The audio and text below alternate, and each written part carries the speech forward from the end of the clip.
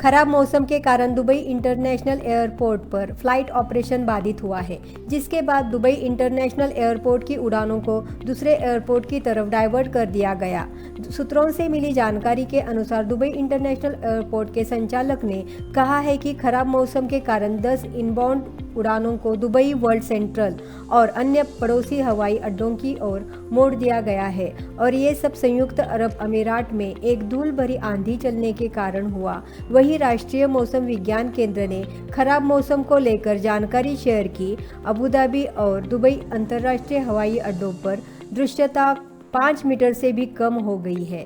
वहीं हवाई अड्डे के संचालक ने कहा है कि दुबई इंटरनेशनल एयरपोर्ट व्यवधान के प्रभाव को कम करने और जल्द से जल्द सामान्य संचालन बहाल करने के लिए एयरलाइंस और हमारे सभी सेवा भागीदारों के साथ मिलकर काम कर रहे हैं।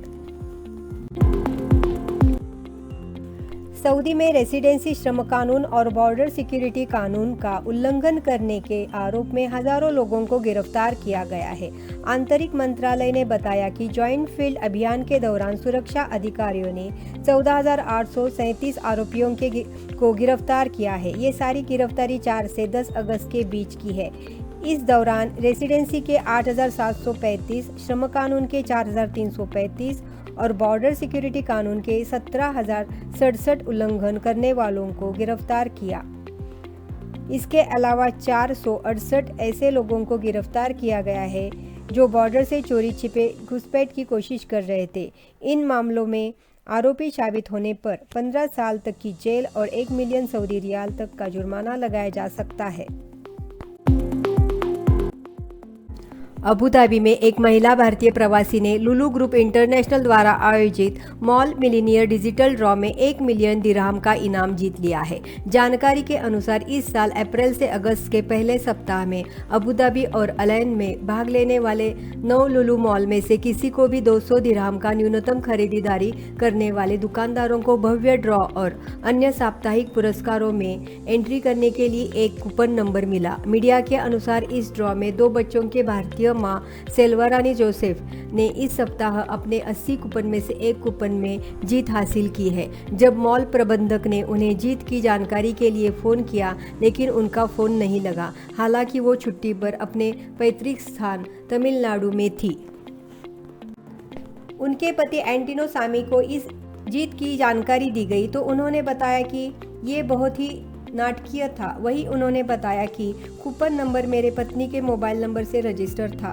वहीं लुलु ग्रुप के मार्केटिंग एंड कम्युनिकेशन के निर्देशक विनंद कुमार ने कहा कि मॉल मिलीनियर अभियान की सफलता महामारी के बाद अर्थव्यवस्था में सुधार का प्रमाण है। गौरतलब है कि लुलु की तरफ मॉल मिलीनियर का आयोजन 2 साल के बाद हो रहा है। मेगा प्राइज के अलावा 25,000 दिरहम पुरस्कार राशि के कई वीकली प्राइज भी ग्राहकों के लिए रखे गए हैं। जर्दा इस्लामिक पोर्ट पर आई एक शिप में से करीब 11 लाख नारकोटिक पिल्स की तस्करी की कोशिश की गई थी। ये सारा माल अब बरामद किया गया है। जकात टैक्स एंड कस्टम अथॉरिटी के अनुसार खिलौने और कपड़ों के शिपमेंट में ड्रग्स बरामद की है। General directorate of narcotic control की मदद से 5 लोगों को इस मामले में गिरफ्तार किया गया है। कस्टम अधिकारियों ने कहा है कि इन आरोपियों के खिलाफ कानूनी कार्यवाही जारी है। रॉयल ओमान पुलिस ने 3 प्रवासियों को मस्कट गॉन्ड्रेट की ज्वेलरी शॉप से चोरी के आरोप में गिरफ्तार किया है। पुलिस ने कहा है कि इस आरोप में एशियाई नागरिकता के 3 आरोपियों को गिरफ्तार किया है। तीनों पर सोने की दुकान से ज्वेलरी चुराने का आरोप है। आरोपियों ने तस्करी के हिसाब से सोना चुराया था। उन्होंने ज्वेलरी चुरा के बाद में मेल्ट कर दिया और विदेश में तस्करी की कोशिश कर रहे थे, लेकिन सख्त जांच के बाद तीनों को ही गिरफ्तार किया गया है। दुबई पुलिस ने साहिल अलनामी नामक एक व्यक्ति को सम्मानित किया है। सूत्रों से मिली जानकारी के अनुसार उन्हें पुलिस स्टेशन पर 31,000 दिरहम यानी लगभग 7 लाख रुपए कैश मिला था, जो उन्होंने पुलिस के हवाले कर दिया। Brigadier Abdullah Khadim Alsuroor, director of station, ने साहिल के इस नेक काम को सराहा है और उनकी तारीफ की है। उन्हें इसके लिए एक सर्टिफिकेट भी दिया गया है। अलनामी ने भी सम्मानित करने के लिए दुबई पुलिस को धन्यवाद किया। पुलिस ने कहा कि नागरिकों की सहयोग से एक बेहतर समाज की स्थापना हो सकती है। एशियाई क्रिकेट परिषद ने एक ऐलान किया है और ये ऐलान यूएई में होने वाले एशियाई कप टूर्नामेंट को लेकर है। दरअसल एशियाई क्रिकेट परिषद ने बीते शनिवार को बताया कि यूएई में आयोजित होने वाले एशियाई कप की टिकट सोमवार को बिक्री के लिए उपलब्ध होगी। एशियन क्रिकेट काउंसिल ने ट्वीट करके ये जानकारी दी है।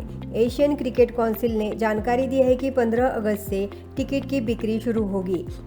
इसके साथ ही उस ऑनलाइन प्लेटफॉर्म की जानकारी साझा की है जिसके लिए फैंस एशियाई कप के टिकट खरीद सकते हैं।